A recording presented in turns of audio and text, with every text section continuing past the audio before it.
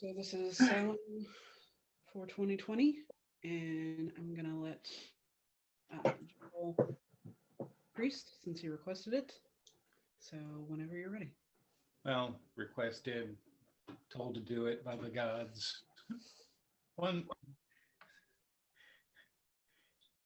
six of one, half dozen of another. 19 of both.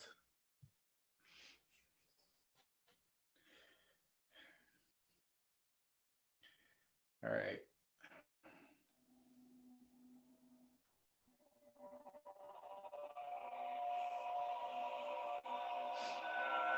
Can you hear that?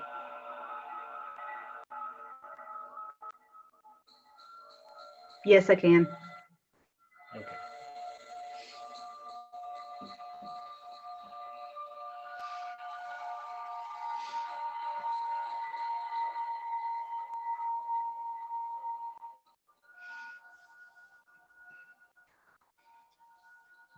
We close our eyes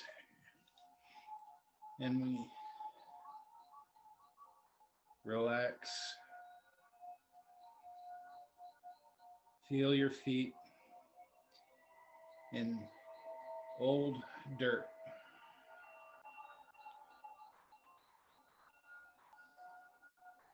The kind that have been ridden upon for centuries. Ancient dirt road. You look out and you see a rolling pasture in front of you. The breeze is blowing with a slight chill in the air.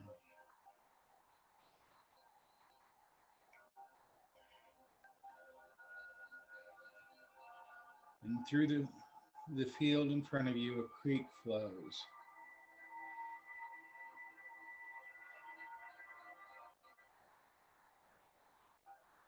And you can see a doe and her fawns coming out of distant woods.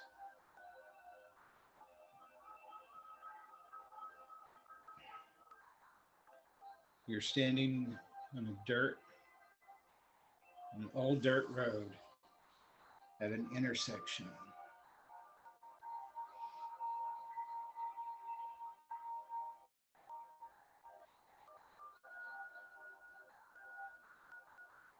You hear behind you a dog whimper.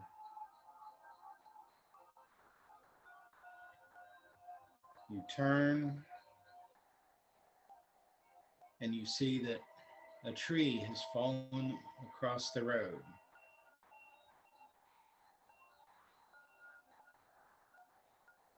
You walk towards the tree and you step over the fallen log to see that branches have fallen around a puppy.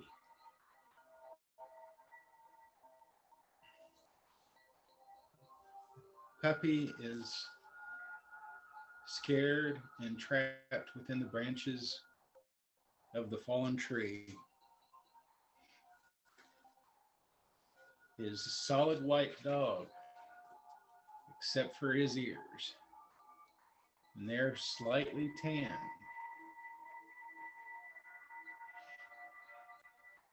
Reach out and start breaking the branches to free the puppy.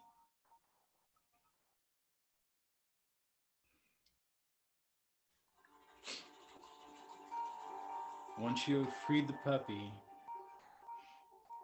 he leaps up, licks your face, and he runs back into the woods. The woods are dark.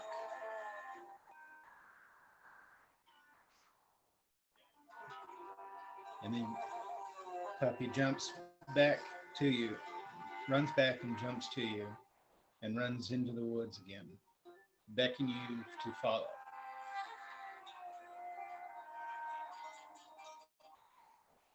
The woods grow ever darker as you follow the puppy in. His white coat seems to start to glow.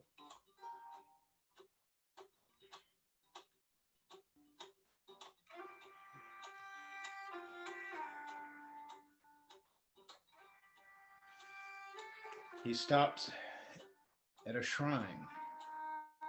And at the shrine there are two candles and a lantern. Reach and light the two candles and the lantern. You leave the candles burning, and you take the lantern with you. And follow the puppy ever onwards. The path twists and turns. You go ever onwards. The woods start to thin out. And you see that you're no longer just in the woods, but in between the trees, there are stones. You can see that you're in a neglected cemetery. It's ancient. The puppy runs up to what appears to be a sheer cliff at the end of a clearing in the woods. It's a rock wall, but he is scratching at a crack as if it was a door. You approach the wall, and the cliff opens up.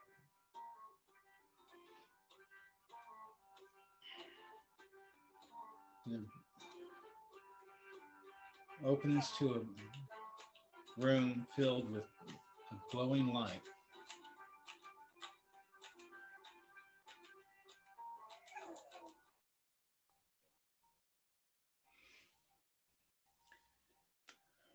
The source of the light seems to be the walls. But as you enter, you realize that you have entered into a feast hall, and the light is coming from the man sitting on the throne. And the puppy runs to the man and leaps into his lap.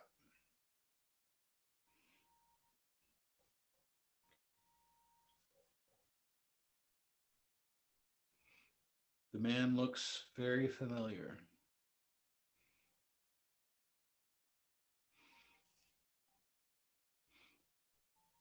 Almost as if he's a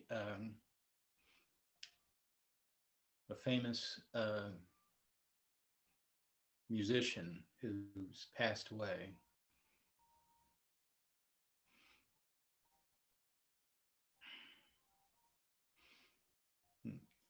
The glow is from him and is reflected in the glassine walls. And the more you come accustomed to the glow, the more you realize that you're not alone in this feast hall. At tables sitting on either side of you are the legends and your ancestors. Everyone who has passed before.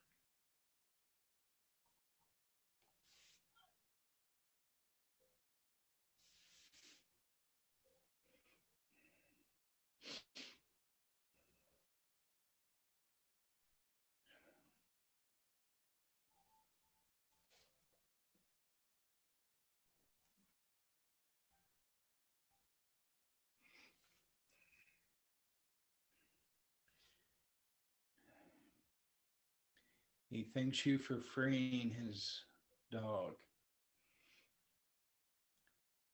and bids you to enter in the feast.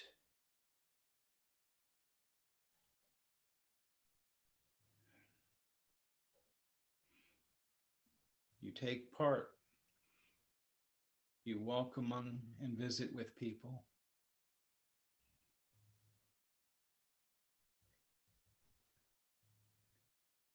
There are famous actors. There's King Arthur, King Herod. There are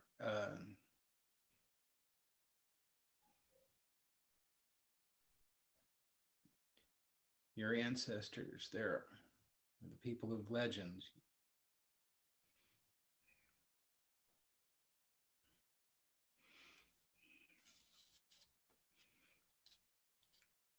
As the hour progresses,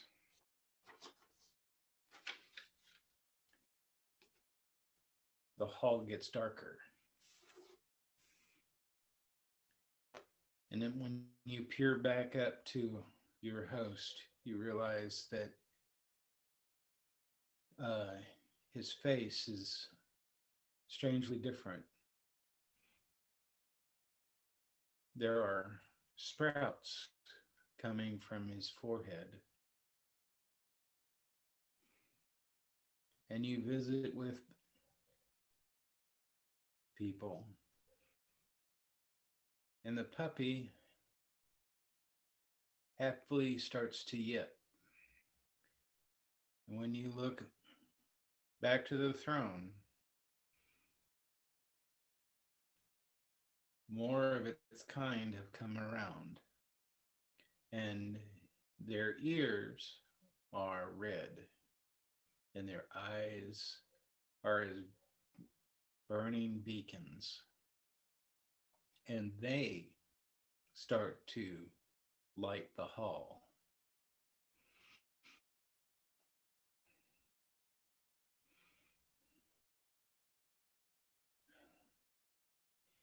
The Lord beckons you to the throne, where he thanks you once more for freeing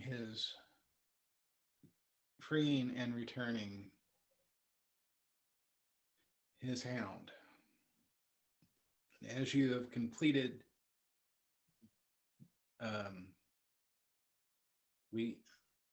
as you have helped us complete our retinue, I beg you to join us for this night's ride.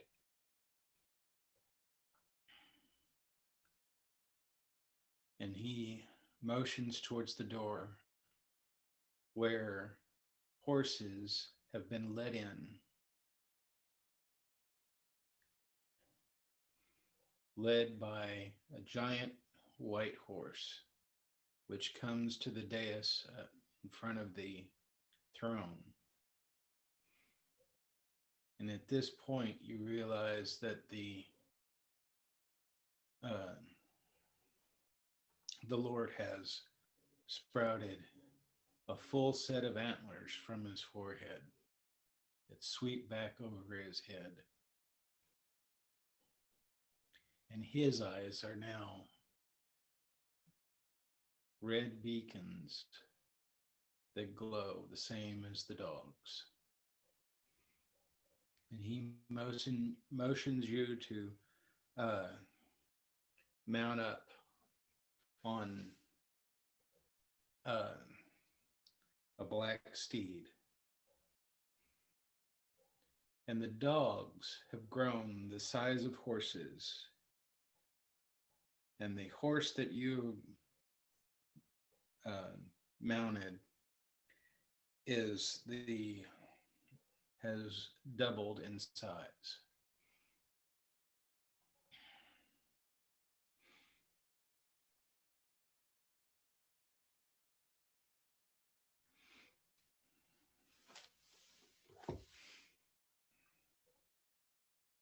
And they proceed to ride forth through the open door and down the path that you walked.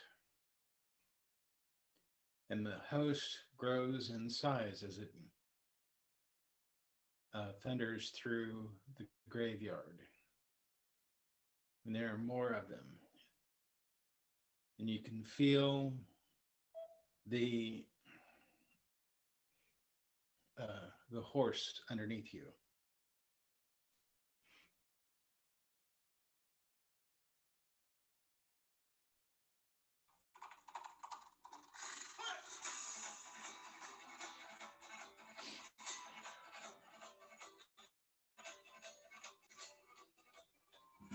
And as you ride out across the crossroads where you began. The horse mounts up into the air. And you follow out the path.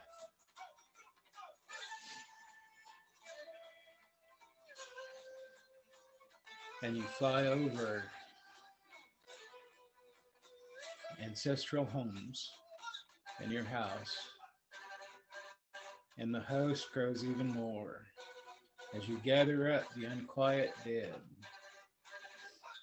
and the restless spirits.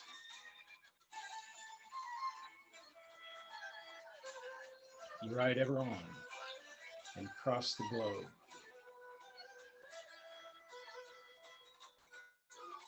Showing the way to the other side with a host. Feel the rush of the horse as it runs with you. You become part of the horse. You become part of the hunt. You can feel the racing wind.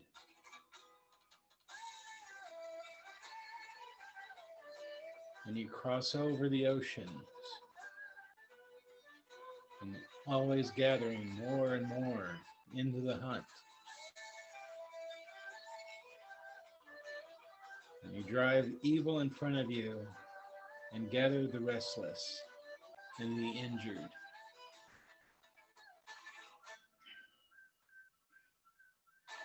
And as you return to the path and down through the path and into the mountain, you ride with the Lord of the hunt and the wild hunt and the bane of the hounds back into a glorious underworld to the other side. And the dead and the forgotten and the restless spirits enter into the cauldron in the base of the that is revealed to be in the base of the throne, to be reborn into their next life.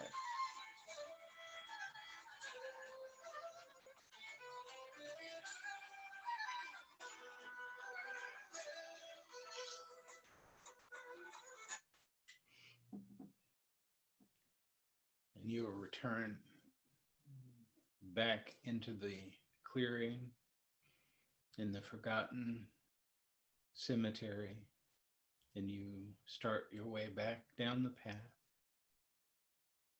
And as you get to the crossroads, you step over the log. It's fallen into the way, and the sun rises in front of you, warming you once again and bringing you back.